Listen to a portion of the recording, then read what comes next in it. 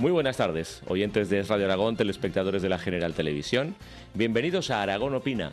Momento, tiempo para desgranar y meter el bisturí a la actualidad. Los martes, más es verdad económica, pero no os preocupéis, queridos contertulios, que al final meteremos el bisturí a la política, que viene muy caliente y que está todo vinculado, como hemos dicho en más de una ocasión. Voy a dar la bienvenida a Javier Martínez. Javier, buenas tardes. Muy buenas tardes. Juan Rollo, buenas tardes. Muy buenas tardes. Y Luis Antonio Sáez, buenas tardes. Buenas y tardes. enhorabuena.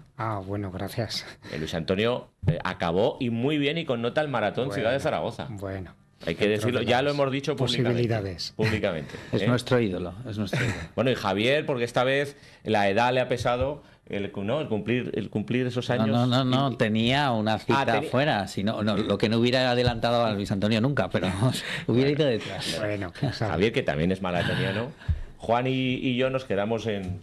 Yo estoy medio lesionado, con lo cual ni para maratón me da. En deportes más... Bueno, no es motivo de debate, pero lo ha dicho hoy el señor Lambán, que están preparando una nueva ley del deporte, que es verdad que la que hay tiene 25 años de antigüedad, pero a mí me ha llamado la atención, si queréis comentar algo, que ha dicho que se va a reconocer el deporte como un derecho. El deporte como un derecho. Yo reconozco que con los políticos, no solo con el señor Lambán, de verdad, tengo que parar un momento y asimilar bien lo que me quieren decir. Sí. Pero bueno, esperaremos a la ley. No sé contestarte, tampoco me había planteado nunca. Yo me he quedado empatado de que la nueva ley del deporte quiere reconocer a este como un derecho. Pues bueno, es una obviedad, ¿no? Cualquier conducta que tenga sí, claro, pero... que ver con la libertad, con el ejercicio de tu propio tiempo, pero ya está sobreentendido, ¿no? Libertad. Si parece un afán regulatorio o de aparecer en las fotos de todo. Eso es lo que he entendido yo. Es contraproducente. Una vez que me he dado los 5 segundos para asimilarlo. Es más, yo no sé si el deporte debería ser un derecho o una obligación de todos los ciudadanos que practicáramos en la medida de nuestras posibilidades el deporte como ejercicio de salud. Yo pienso que no se metan, que no se metan, porque al final se meten y como empiecen a considerar una obligación, luego pagaremos las tasas por hacer deporte. Que lo dejen en derecho y ya está. Que lo dejen como está y quien quiera practicar. Bueno, este era un poco aperitivo. Vamos al primer plato. Y como siempre, aquí con estos maestros les ofrecemos traducción simultánea. Dirán, ¿de qué? Si hablan en castellano, en la lengua de Cervantes. Traducción simultánea de los datos que nos ofrece un informe como este. Un informe importante, el informe económico de Aragón. Ahí está la Universidad de Zaragoza, con el catedrático Marcos Sanso. Ahí está Ibercaja y ahí está la Cámara de Comercio. Y nos ofrecen un informe económico un poquito de dónde estamos. Y por eso digo traducción, porque al lenguaje un poquito de calle vamos a intentar traducir los datos que conocimos ayer. Los titulares es que estamos creciendo en torno al 3%, que se mantiene una tasa de desempleo en Aragón 5 puntos por debajo de la tasa nacional, que las empresas aragonesas, luego matizaremos, algunas vuelven a ser rentables tras 4 años de pérdidas, y que hay una cierta, no le llamaría yo desaceleración, pero que esa aceleración que tenía la economía parece que en los últimos tiempos se está conteniendo. De todos estos datos, para el que nos ve y nos escucha, ¿qué es lo más significativo y lo más importante? Javier, a tu juicio. Yo diría que en principio me alegraría que fuera una constatación de la realidad de la mayoría de la gente. Que vea que no estamos tan mal como estábamos hace unos años, que parece que la economía va mejor, que estamos generando empleo, aunque efectivamente, pues en cuanto a cotizantes a la Seguridad Social, si hacía referencia antes al bisturí, en cuanto entramos en el bisturí vimos que los datos todavía son muy débiles, ¿no? Y que se componen de otros números debajo que en algún caso ya están fallando. Yo diría que la sensación que debe tener la gente en la calle es la que acabas de leer tú, que las cosas van ligeramente mejor, pero que no podemos dormirnos en los laureles, que hay que trabajar mucho, que hay que tener mucha colaboración, porque es muy débil lo que es el crecimiento. Hacía referencia a que efectivamente crecemos a tasas el doble de la media de la Unión Europea, de la zona euro. Sí. Aragón, tenemos una situación de paro 5 puntos por debajo de la media, pero tenemos un 16% de tasa de desempleo, lo cual es una tasa altísima. Si nos vamos al desempleo juvenil, pues nos vamos a tasas altísimas del 40%. Y esto debería ir acompañado, debería ser un ritmo de navegación importante y poco a poco iríamos mejorando los datos y en 2 años pues estaríamos, no sé si a los niveles del 2006, a lo mejor eran niveles altísimos y no los alcanzaremos, pero sí a unos niveles buenos. ¿Cuál es el problema? Que parte de este crecimiento ha venido derivado de un entorno económico muy favorable. El viento de cola. Claro. Y en este momento, pues nuestros políticos a nivel nacional se empeñan en no orientar bien esa vela y al final, pues obviamente vamos bajando poco a poco. Y esa es la sensación que tienen que tener los oyentes. Me gustaría que esa frase que se dice alguna vez, pues vivimos bien sin gobierno. Bueno, pues no. Sí, yo aquí matizaría que al final los datos de la economía aragonesa son muy similares a los datos de la economía del conjunto de España, son muy similares también, están muy dependientes del conjunto de los datos de la Unión Europea, al final de la economía mundial. Tan solo Estados Unidos está en otro ciclo económico diferente del nuestro. Los países emergentes parece que están despegando un poquito más y van a influir lógicamente también en nuestra economía. Pero yo vería la botella más medio vacía que medio llena, porque tenemos una serie de mochilas que es muy difícil que nos quitemos para continuar andando y para continuar creciendo. El primero de todo es que los deberes que han hecho las familias y las empresas en cuanto a desapalancamiento, en cuanto a reducir el nivel de endeudamiento, en cuanto a quitar la deuda, se ha reducido bastante, pero las administraciones públicas han tomado el testigo y el crecimiento de la deuda pública, pues de niveles de casi el 40 al 50%, estamos hablando ahora de una deuda pública del 100%. Efectivamente, el viento de cola es favorable, los tipos de interés están muy baratos, esa financiación hasta cierto punto puede ser lógica porque el coste financiero es muy barato, pero no deja de ser una mochila, no deja de ser una deuda que en algún momento habrá que devolver y no deja de ser unos recursos que habrá que utilizar para pagar esta deuda en vez de para hacer otro tipo de cosas. Y luego lo ha comentado Javier también, el problema del paro.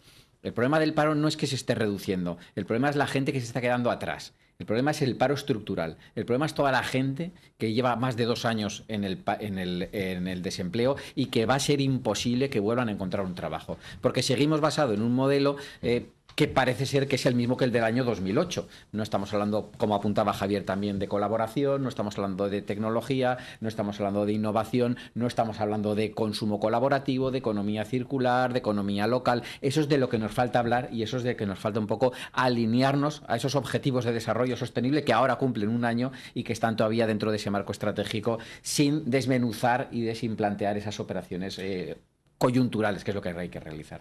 De hecho, recuerdo, Juan, en este larguísimo, eterno proceso electoral en el que estamos sumidos, como en distintos programas de los partidos, hablo de memoria, pero se puede consultar, se hablaba más o menos de cambiar el modelo productivo.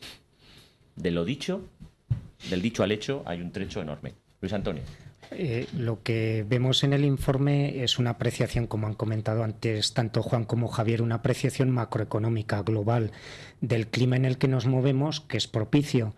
Pero cuando tienes el clima a favor, sea del tipo que sea el que requiere tu actividad, si tú no cavas, si tú no te esfuerzas, si tú no pones de tu parte, pues queda ahí también un margen por hacer. En la economía aragonesa pues hay unos indicadores generales globales aceptables, creo que lo han descrito muy bien previamente, estamos más o menos en la media española e incluso con la ventaja de que tenemos un sector exterior ligeramente más competitivo y ha sido la demanda externa la que ha hecho de locomotora en la recuperación. Pero yo creo que había que luego descender a esa cirugía que decía Javier, a esas mochilas pendientes, y ahí hay otros indicadores que, como se dice hoy en día, un crecimiento que es el lema de la Unión Europea, ¿no? Un crecimiento inteligente. ¿En qué medida estamos basados en la innovación, en la creatividad, en patentes? ¿Qué cosas de esas hacen nuestra empresa y cuál es el nivel de nuestros recursos humanos, ¿no? Un crecimiento que sea sostenible, dice también la Unión Europea. Sostenible tiene su faceta medioambiental, pero también de finanzas, de perspectiva a largo plazo, de introducir la demografía y también que sea inclusivo, que no deje a nadie en la periferia, aquellos menos cualificados, aquellas actividades más críticas. Y bueno, un informe no se le tiene que pedir todo esto, pero sí que sería interesante que en el debate cotidiano esas cosas que, como tú, Vicente, decías, están ausentes y, sin embargo, ahí es donde tenemos que intentar coincidir y trazar las líneas rojas, no si fulanito es mi amigo, mi enemigo, o si ahora estratégicamente creo que hay una coincidencia en estas cosas importantes y simultáneamente una ausencia de debate serio de estos temas. Yo creo que ese es el kit de la cuestión, ¿eh? Lo decía antes también Juan. Yo creo que ese informe debiera servir como base de discusión de hacia dónde queremos ir. Cuando alguien dice que voy a cambiar yo el modelo productivo, tiembla, sí. Voy a cambiar el modelo productivo. Sí. Vamos a ver cómo crecemos, vamos a ver cuáles son los errores hacia dónde queremos ir, es lo primero, y eso es necesario sentarse y meditarlo.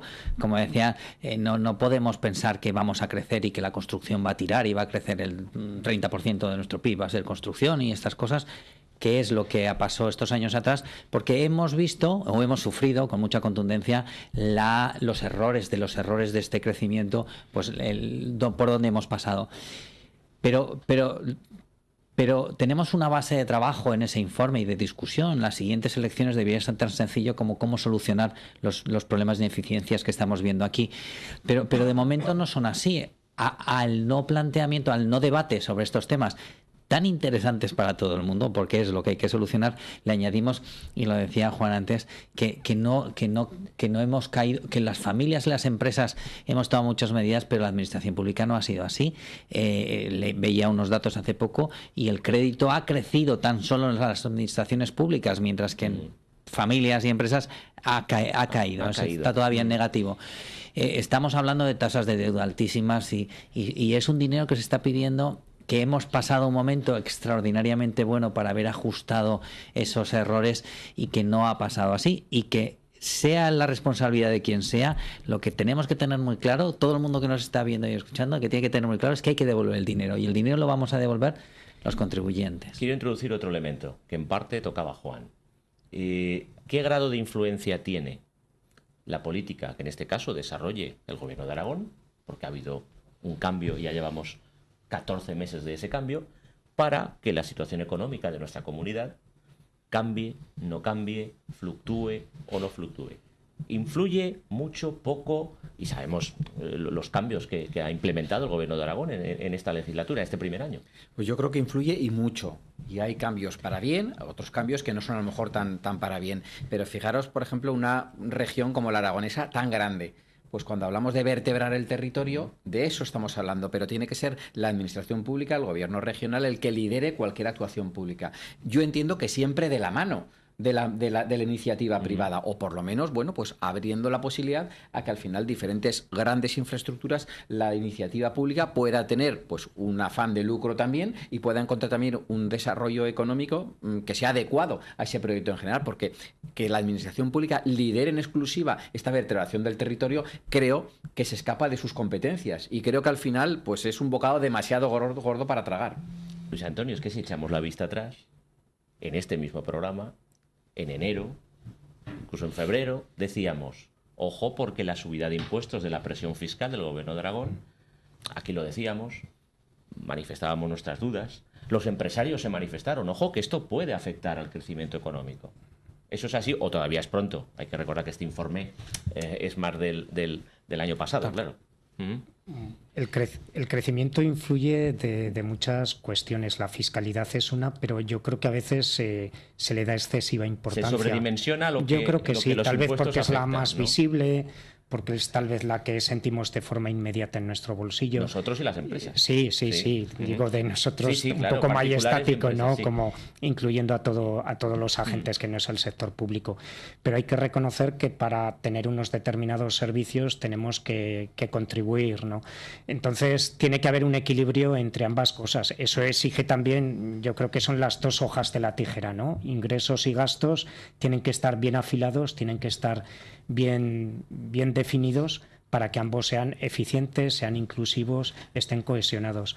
Pero, como decíais antes, la capacidad que tienen hoy los gobiernos autonómicos, casi todas las políticas micro, que antes hablábamos de actividad, el título 8º de la Constitución española se las atribuye a ellas. Las políticas industriales, agrícola, de comercio, que muchas veces comentamos. Entonces, ahí tienen un papel muy importante. A veces se cree que solo es con los presupuestos, pero está también con los incentivos y está sobre todo con la ejemplariedad que decíais antes, ¿no? ¿Qué grado de transparencia, de competencia introduzco, de buena gestión? Entonces yo creo que ahí hay bastantes cosas, no excusarse siempre que la culpa la tiene Madrid, que la culpa la tiene Bruselas, que la culpa la tiene el nuevo sistema de financiación, y ver qué hago yo como decía Juan, de la mano con los agentes, a veces también los propios políticos exageran su capacidad. Sí. Decías Bueno, antes de si son capaces de cambiar el modelo productivo. No, y ojalá que no, porque es a lo que a veces juegan gobiernos que se creen excesivos. Os pongo simplemente un ejemplo microeconómico de cómo la administración pública puede influir en un sector determinado. Así lo veremos mejor. El cine, por ejemplo.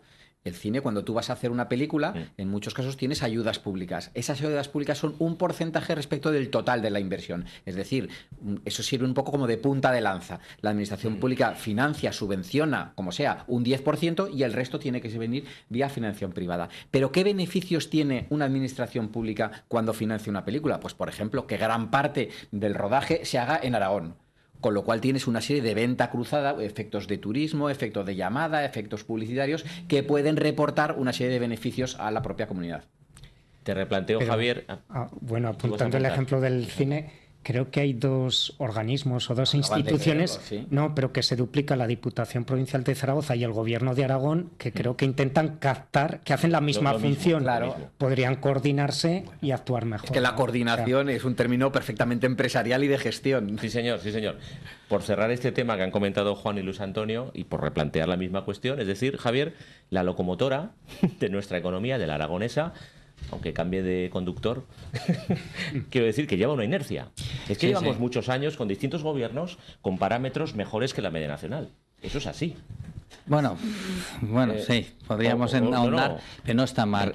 Y también sí, el 60% del empleo lo ha creado el sector industrial en una comunidad autónoma en la que tenemos mucha parte de turismo y hablábamos un año excepcional de turismo y tenemos que incrementarlo. Y luego nos por lo dicen tanto, que hay que mejorar el sector industrial. Claro, yo creo que eso está bien. Yo creo que tiene mucha importancia y muchas veces me preocupa. Yo soy el primero, me hace gracia el comentario de Luis Antonio, muchas veces les dices a los políticos que no son tan importantes, o sea, que no son tan importantes para y que haría falta en muchos casos un poco más de humildad. Pero inmediatamente es muy importante la labor que hacen. De orientar la locomotora hacia Sevilla, orientarla hacia el País Vasco, pues vas por un sitio distinto, aunque efectivamente vas en el mismo tren. ¿Qué quiero decir con esto? Que debieran ser muy responsables, que los presupuestos, entre otras cosas, debieran ser muy pensados, muy meditados, que debiera haber un planteamiento importante a la hora de quitar capas de administración que suponen cosas como las que estaban comentando aquí antes, que el mismo objetivo lo persigan dos administraciones distintas, que nos peguemos por generar, como en su día Walca en Zaragoza o aquí la Mía Digital, cuando centremos en los esfuerzos en un sitio. Con mucho cuidado también, porque al final muchas veces las administraciones públicas también pueden ejercer un poco también de distorsionadores de la competencia y de la eficiente asignación de recursos. Es decir, hay que tener mucho cuidado también con ese tipo de ayudas públicas, no van a desequilibrar, porque a lo mejor si una productora de cine aragonesa recibe pocas ayudas en Aragón y sin embargo recibe muchas más ayudas en otra comunidad autónoma, pues puede a lo mejor también desequilibrar la competencia. Y organización, cosas como el turismo que hacía referencia antes, cualquier empresario de turismo pequeño o mediano, como sea, sabe las dificultades que tiene de saber cuál es su interlocutor, si es el ayuntamiento, si es su comunidad, si es la Diputación Provincial de turno o incluso es la Dirección General, la Diputación General de Aragón. Por lo tanto, ese tipo de cosas es costoso, ineficiente y eso es lo que habría que trabajar. Y pasan gobiernos y como la locomotora lleva un cierto ritmo, pues se suben y siguen. Yo creo que eso es una de las primeras cosas que habría que debatir. Volviendo al principio, me ha encantado el principio de este debate. Tenemos una situación, una foto del paciente, pongámonos a trabajar cómo curamos al paciente o cómo mejoramos al paciente. No hablemos de que hay otro paciente en otro sitio, que me da igual, vamos a curar primero este. Muy bien. Vamos a dejar un tema para después de la pausa. Lo voy a plantear. Y como se dice en el tópico, después de la publicidad. Y me voy a poner de abogado del diablo. Imaginaos uno de los aproximadamente 90.000 parados que hay en esta comunidad autónoma, muchos de ellos, por desgracia, de larga duración, que lee un titular como este: mejora la rentabilidad de 18.000 empresas en Aragón tras 4 años en negativo. Es posible que ese parado diga: mira, ¿y a mí? ¿Y a mí qué? No, lo voy a decir así de crudo. Y esto a mí, mira, ya tienen más rentabilidad. Seguro que se lo quedan esas empresas y no lo invierten en intentar ampliar sus puestos de trabajo. Lo digo porque es así. El otro día escuchaba en otro programa algo similar de los políticos, ¿no? Del tema Rita Barberá. Y estoy de acuerdo con ese aserto. Decía, ¿y el parado qué le importa lo que diga si Rita Barberá dimite o no? Bueno, es una cuestión que estoy simplificando, pero que luego comentaremos en la segunda parte de Aragón Opina. Hasta ahora.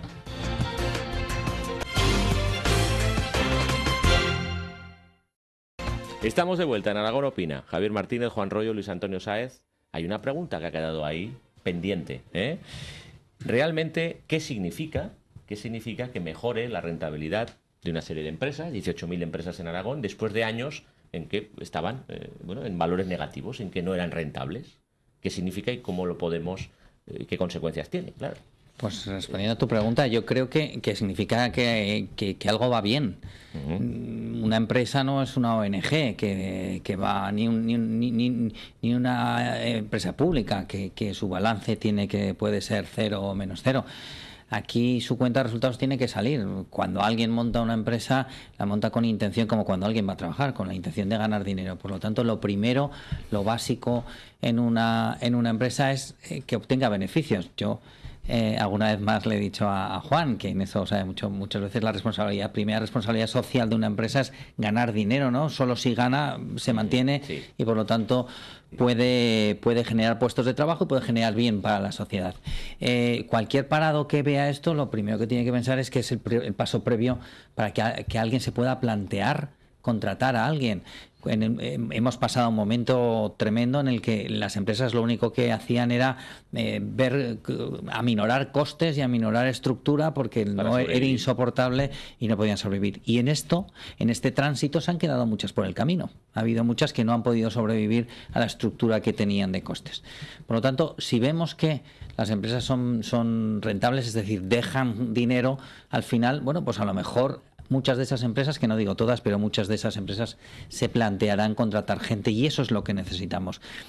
Cualquiera que se haya acercado a alguno de estos empresarios, uno hace poco me decía, lo hemos pasado tan mal ajustando la estructura de la empresa y despidiendo gente que volver a contratar a la gente, primero tengo que tener muy claro que ya esto está funcionando.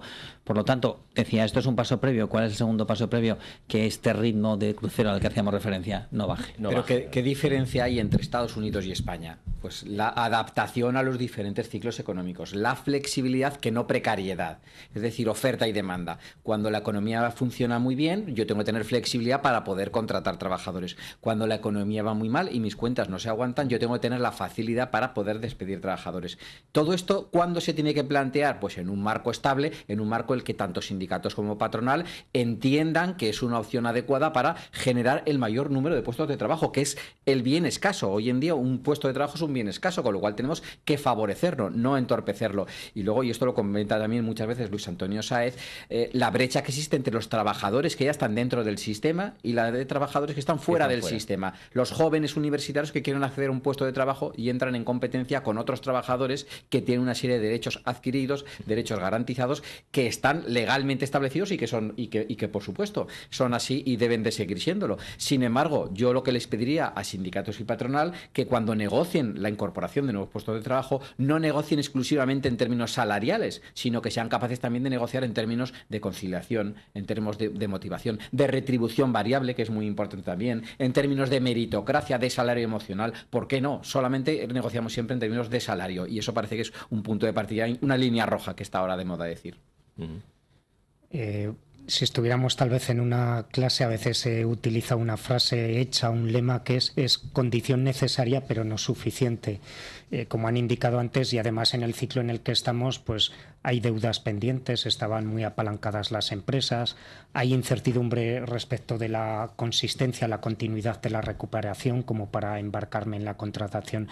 Pero creo que tú aludías también a otra cuestión muy de fondo, que es que ese parado se sienta parte de la sociedad a todos los niveles, ¿no? Tiene un problema tan grave y habría que, claro, es muy difícil cuando algo te afecta de manera tan directa, tan personal, pero interpretar que todas las circunstancias en las que vivimos influyen, que estemos en un país más transparente, con menos corrupción, que el clima vaya mejor, todo eso va a generar oportunidades y aunque de manera concreta no se me aparezca, no se visualice en una oportunidad de empleo, pero todo ello sí que va creando una atmósfera para que al final cuaje, se condense en más oportunidades. Entonces habría que animar, y también tendríamos que plantearnos también un cambio de orientación, de recuperar ser una sociedad más inclusiva a todos los niveles. Esto no es solo de los empresarios, sino que nos concierne a todos. ¿Qué planteamientos, qué opciones, a veces lo dice Juan, como consumidor también llevo a cabo, para que también mis decisiones contribuyan a que no haya mucha gente que quede en los márgenes? Sí, yo creo que estamos un poco en ese cambio y no somos conscientes que el propio trabajo también es una parte de ese cambio. De hecho, existe un nuevo tipo de empresas que se llaman B Corp, corporaciones B, sí. No tiene nada que ver con el dinero B, pero que son empresas que también se comprometen a tener una relación con la sociedad mucho más fluida y se comprometen, por ejemplo, a no despedir nunca trabajadores. Bueno, pues ¿por qué no ese tipo de lo mismo que decía Javier, que tú en tu objeto social puedes tener beneficio, ¿por qué no tú también como empresario te puedes plantear como objeto social no despedir trabajadores? Puede ser también un leitmotiv también de tu propia idiosincrasia empresarial. En cualquier caso, ese cambio de mentalidad tiene que venir porque no pensemos que la empresa que gana dinero nos va a estafar, porque es importante. Y tenemos que empezar a romper estos tópicos que venimos desde hace mucho tiempo. Y segundo, y es una cosa que hemos contado muchas veces, pero creernos de verdad nuestra potencia como consumidores. No podemos quejarnos de que aquí no se produce nada cuando no compramos nada producido aquí. No podemos quejarnos de que no hay tiendas pequeñas, el pequeño comercio, cuando no vamos al pequeño comercio. Quiero decir que como consumidores nosotros tenemos nuestro poder y nuestra responsabilidad. Empecemos pero previamente, antes de que los consumidores ejerzan su influencia, debe haber una transparencia adecuada. Es decir, cuando tú ves la etiqueta de la prenda textil que te has comprado, tú verás qué tipo de material tiene, verás su precio, verás la calidad, verás el diseño, pero a lo mejor no ves lo que contamina. Y puedes distinguir entre unas y otras, o no podrás ver si esa empresa ha despedido a más trabajadores o a más trabajadores, que a lo mejor podría ser un factor fundamental para que tú decidieras. O las condiciones, claro, no puedes ver las condiciones de trabajo de esos que han confeccionado la prenda. Exactamente. También. Bueno, estáis poniendo muchas cosas encima de la mesa, ¿eh? Voy a tener que apuntármelas para otro día, para otros debates siempre interesantes. Quiero pasar, si queda 5 minutos, por un asunto que no solo ahora mismo está encima de la mesa en Zaragoza, también en Huesca. La remunicipalización o municipalización, creo que se entiende la diferencia de lo que antes haya sido o no haya sido municipal, de determinadas contratas, de determinados servicios públicos. Evidentemente aquí dejamos el debate político y el debate ideologizado, que en mi opinión está demasiado candente en todos estos temas. Esta mañana, por ejemplo, el PSOE en Zaragoza cree que la prestación municipal de los servicios tendría un mayor coste que tendrá que ser financiado a través de los impuestos. Y COE Zaragoza lo que comentaba esta semana es que se haga un debate y un análisis riguroso acerca de remunicipalizar basado en calidad y eficiencia, y que hay dudas legales y en el ámbito laboral sobre el ahorro económico. En Huesca también se está intentando remunicipalizar algunos servicios y ahí efectivamente se están dando dudas legales, no solo de la eficiencia y del coste de los mismos. Como digo, otro día ya hablaremos más en profundidad de esto, pero ¿cuál es vuestra opinión al respecto? Yo hablábamos antes de un tema, ¿no? Cuando decíamos, mi problema es el paro, y me da igual lo que haga cierto político, pues aquí debiéramos plantearnos un poco parecido. Nosotros como ciudadanos, yo como ciudadanos, lo que necesito es que la administración del la ciudad, en este caso de mi ciudad de Zaragoza, me dé una serie de recursos, o sea, me dé servicios, tengo una limpieza, y eso además al mejor precio posible. ¿Por qué? ¿Por qué? Porque cualquiera de nosotros, en cualquiera de nuestras familias, intentamos obtener las necesidades al mejor, de la manera más eficiente posible, que en algunos casos no sea la más barata, pero sea la que más retorno me dé de otro tipo. Pero yo muchas veces cuando estas cosas se plantean me chirrían. ¿Qué está pensando el ayuntamiento? ¿En qué estamos pensando? Lo que tenemos es que darnos a los contribuyentes que lo estamos pagando los servicios adecuados. Efectivamente, yo lo que decía CB es lo primero. No podemos hablar de remunicipalización o municipalización de servicios si no hay un estudio serio de lo que cuesta. Porque esto es sota caballo rey. De una manera 37, de la otra 54, pues ahí ya se elige. Pero solo con esos datos ciertos podremos pensarlo. A mí mucho me sorprendería que la remunicipalización saliese al coste bien. Pero en cualquier caso, de verdad, ¿alguien se está planteando estas cosas? Pero ¿por qué no hablamos en serio? ¿Por qué no solucionamos los problemas que tenemos los ciudadanos de Zaragoza en serio? Que no podemos estar un montón de días en huelga de autobuses. Te ha dado un poco la clave. Cuando metemos la ideología política en la economía, es ahí donde ya el debate se distorsiona. Debemos hablar de economía y efectivamente son diferentes modos de asignación de recursos escasos. Uno es que lo sirva el ayuntamiento de Huesca o de Zaragoza y otro que lo haga la empresa privada. Y es cuestión de poner todos los datos en la mesa, pero todos los datos. Porque ¿quién nos dice que a lo mejor, debido al avance tecnológico digital, hay muchos funcionarios que hoy en día están siendo infrautilizados? Bueno, pues a lo mejor si municipalizamos determinadas actuaciones, podemos ponerlos en valor y eso al final es un ahorro de costes. Pero ese debate tiene que ser serio, tiene que ser en términos económicos y tiene que ser no solamente en términos de eficiencia, sino también de coste de oportunidad. Y la dimensión. No y la dimensión, obviamente, de la contrata de una depuradora, como ahora se está hablando, del 010, que obviamente de la contrata del autobús o de las limpiezas. Suscribo lo que han dicho antes tanto Javier como Juan, pero por añadir dos cosas. Bueno, una primera, habéis hablado de los apriorismos y yo creo que además de que existan, que todos tenemos algo en algún grado, es que no lo reconozcan los políticos, ¿no? Entonces a mí cuando alguien, quien sea, dice el tranvía, por principio dices, hombre, replantea, lee al opositor, ¿por qué? ¿Qué consecuencias, como aquí decíais, ¿no? Entonces me parece que hay mucho apriorismo en la política y también no solo en los dirigentes, sino en los votantes, ¿no? A fe ciegas, sin escuchar al adversario, sin hacerse preguntas. Y luego hay dos cosas. Hablamos mucho de los trabajadores y por ser funcionarios ya pierden incentivos, se convierten. Y bueno, yo creo que hay funcionarios, buenos trabajadores, como también en el sector privado. A mí me da más miedo los directivos de esos funcionarios, porque automáticamente en esa empresa empieza a estar mi cuñado o el afiliado que me ha conseguido los votos en las primarias del partido o este que pasaba por aquí, y se pierde esa perspectiva del buen gestor. Hay buenos gestores también en el sector público, pero siendo empresa privada, si pones a tu sobrino que es tonto, en el pecado llevas la penitencia. Al final, mientras que en el sector público, y a veces esos gestores públicos, mira, como no quiero tener problemas, 50.000 o 500.000 kilómetros más de autobús. O bla, bla, bla, ¿no? Se empieza a hacer una gestión que no es tal, ¿no? Entonces, la municipalización para mí es la ausencia de debate, un debate contaminado y sobre todo el riesgo de cómo se nombran a los gestores. Pues doctores tiene la Iglesia, en este caso, en los ayuntamientos. Digo, batalla incruenta, pero duradera, porque veremos a ver en qué acaba todo esto. No solo en Zaragoza, sino también en Huesca. Se están planteando la remunicipalización de algunos de esos servicios. Bueno, nos quedan 8 minutos. Evidentemente la situación política está como está, y ya lo sabemos. Hemos perdido, yo creo, además toda referencia de saber qué puede pasar. Aquí hemos hablado en esta mesa con vosotros de las consecuencias, repercusiones también económicas que tiene estar sin gobierno y continuar en esta situación, de momento sine die. Pero más que hablar ahora de eso, os quiero preguntar por los últimos acontecimientos, si pensáis que van a cambiar algo, que no van a cambiar nada, o si van a aportar incluso más inestabilidad. Podemos ha roto con el Partido Socialista en Castilla-La Mancha.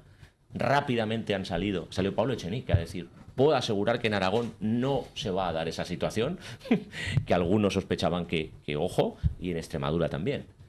Todavía más inestabilidad en esta semana. En promesas políticas nos empezamos a creer ninguna. Iba a decir unas pocas, pero ninguna. O lo que hoy digo, o como se diga, se ha dicho, que siempre me lío. Yo que he sido optimista y que he pensado que no hay que en el fondo la gran mayoría de gente que se dedica a la política, y sigo pensándolo, es gente muy muy digna, gente que trabaja mucho y que recibe bofetadas injustas en muchos casos.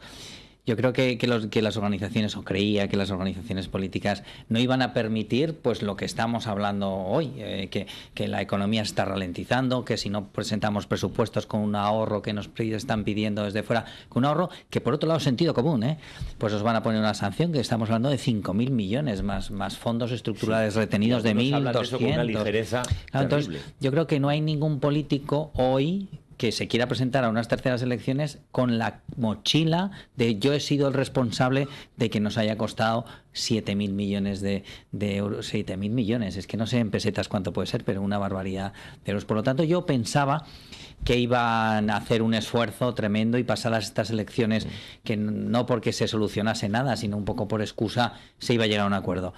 Los últimos noticias que hemos conocido pues me han sorprendido negativamente. Y me ha parecido que no hay nadie o que no hay mucha voluntad de cambiar las posturas. Y para cambiar, o cambiamos algo, o si hacemos lo mismo siempre, el resultado será siempre el mismo. Y no me preocupa tanto como que haya unas terceras elecciones, que me parece indignante, como que en las terceras elecciones no tienen por qué ser la solución. Yo, más allá de estos acontecimientos puntuales, me gustaría plantear lo que los ciudadanos opinan de nuestros líderes políticos, que son valoraciones casi todos en suspenso. En cambio, hay otras encuestas que hablan de directivos empresariales y ahí las valoraciones son casi de sobresaliente en muchos casos. Los mejores directivos españoles tienen valoraciones de sobresalientes. Entonces, ¿qué problema tenemos en España? Pues que el sector público, la política, está dirigida por personas en las que los ciudadanos no confían. Y ahí me refiero. Entonces, no sé, imagínate que en este programa todos los tertulianos tuviéramos unas valoraciones malísimas. No me imagino que, Vicente, nos siguieras llamando día tras día, ¿verdad? Cuando los escuchantes, los oyentes, pues dirían, oye, no quiero oírlo porque realmente esto no dice más que tontadas, ¿no?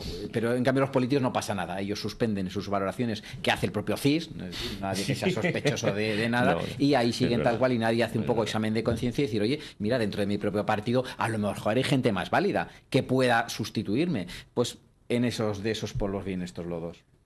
Luis Antonio. A veces se utiliza la etapa esta del bipartidismo de principios del siglo pasado, etcétera, y yo creo que casi Valle Inclán lo describiría, ¿no? Que estamos en el esperpento, sí, en el ridículo permanente. Y claro, como en la política, como en otras facetas de la vida, yo creo que a ciertos directivos también les pasa. Cuando tienes poder te rodeas de palmeros y lo mejor que puedes tener en la vida es un buen enemigo, un enemigo relativamente deportivo que te dice tus deportes, y eso lo hemos extirpado de la política española. Uno solo lee los periódicos afines, solo se deja entrevistar por periodistas cómodos, me rodeo en mi partido solo de los que me aplauden aunque yo me esté suicidando, y entonces tanto en uno como en otro, en los dos partidos principales, yo creo que hay dos personas pues que si fueran analizados por un niño dirían van en pelotas, porque es que hacen el ridículo de una manera descarada, y lo que debería ser la política, como antes decía Javier, y que para mucha gente es pues compromiso, reputación, vocación de servicio a los demás, que hay gente que sí la tiene, están haciendo de tapón dos personas que algo que parecía imposible pues lo están convirtiendo. Y además, de la historia que hacías referencia, debiéramos aprender. Cuando el primer cónclave se hace porque no se llega a un acuerdo del Papa, me parece que era en 1260, una cosa así, y el primer cónclave se hace precisamente por eso, porque no se ponen de acuerdo, y la solución es encerrar a todos los cardenales 4 días encerrarlos en una sala hasta que llegasen a un acuerdo. Los primeros 4 días, si no me equivoco, hablo de cabeza, tenían 3 comidas diarias y a partir del 5.º día se les reducía a 1. El tercer día se llegó a un acuerdo. Probablemente no hay que encerrar a los 350 diputados en el Congreso, pero vamos, no sé si estoy dando ideas. Y es que además estamos condenados a entendernos. Yo creo que por mucho que se repitan las elecciones no van a cambiar significativamente. Entonces debemos encontrar espacios de encuentro, de temas, de reglas maestras, y a partir de ahí pues trabajar. Yo creo que eso en cualquier organización de forma cooperativa que apuntaba Juan sería así, y sin embargo aquí demonizamos al contrario, pero nos quedamos en esa pose estética meramente. Pero fíjate que al final yo creo que todavía sigue siendo mucha acritud. Es decir, al final gobernamos no a favor de los nuestros, sino en contra de los otros. Sí. Todo lo que nos importa son el postureo. Vamos a cambiarle el nombre al príncipe Felipe. Pues le cambiamos el nombre. Sí. No, es que me lo han pedido un clamor social. Bueno, ¿y cuántos hay que no claman pero están en contra de eso? Pues es solamente el postureo. Comentadme brevemente lo que ha dicho Pedro Sánchez esta mañana en casa, en la cadena SER. Y lo que ha dicho es que, por supuesto, que no va a dimitir si el Comité Federal le tumba su decisión de ir a un Congreso Federal. Por supuesto que no voy a dimitir. Ha añadido que, y ha exigido a esos varones críticos, que son la mayoría, que pongan las cartas boca arriba. en ese comité federal ha reconocido que solo Fernández Vara ha sido sincero, que si quieren apostar por la abstención, para que gobierne el Partido Popular, que lo pongan boca arriba. Y ha vuelto a insistir en las opciones que hay y no ha descartado para nada, ha dicho así, la capacidad de hablar con las fuerzas nacionalistas para un gobierno PSOE, Podemos y las fuerzas nacionalistas.